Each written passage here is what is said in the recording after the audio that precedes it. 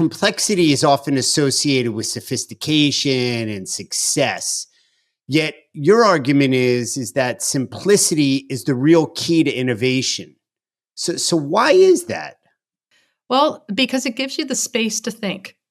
And that's what's interesting, right? It's if you go to companies that are drowning in complexity, they're never going to tell you that they're at a shortage of ideas. They're at a shortage of time. So the first step in innovation is getting the time to think, and then you'll be able to have the time to spend on implementing good ideas. So I think that's why simplicity is so important, is because it's a key driver of innovation. And people don't really think of it that way. And that's what I'm trying to get people to do, is that things will always be complicated. There will all, because we're human. But what we're trying to do is get rid of the unnecessary complications, not the necessary. And Right. I think that there's lots of easy ways to do it. And we'll talk about that. Right. And, again, I'm borrowing, I don't know if it's your exact phrase, but some complexity is necessary. It is. Yeah. Yeah. I mean, let's talk about that. I guess, let me ask you, when you think about that, what would be a necessary complexity in your mind?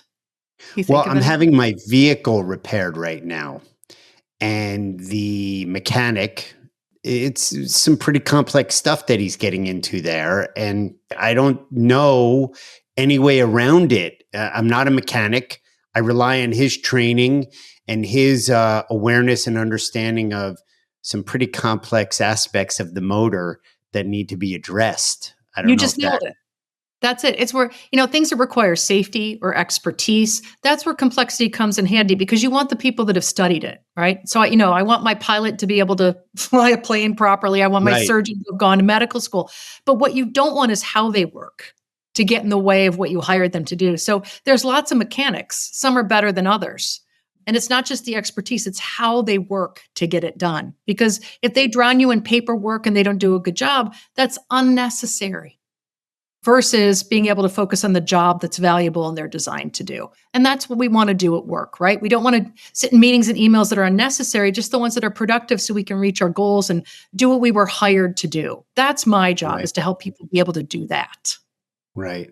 I mean, underscore that a little bit more. It's the how, right? I mean, your physician or your surgeon is trained, but Mhm. we're not asking them to be the anesthesiologist, the radiologist, and everything else that comes into that, right?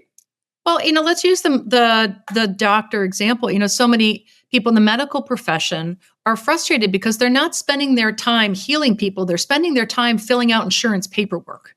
They didn't go to school for that. It's unnecessary. And they can't seem to spreadsheet their way out of it because there's so much of it. And so the answer isn't, just being more organized. It's getting rid of things that aren't working. And so that's exactly it. It's the how we handle things. And we've got to give permission to people to rethink value. You were talking about this, Seth, in the beginning, which is, it's not about, you're not more important if you do complex things. You're more important if you do valuable things. And so we've got to give people the opportunity to spend their time on value, not more. I've got to make sure that companies aren't just giving people rewards for doing more things, but accomplishing valuable things. And that's why Right. subtraction is such an important part of the equation. And people don't realize that because they think subtraction is a loss versus a focus. And we've got to change that feeling.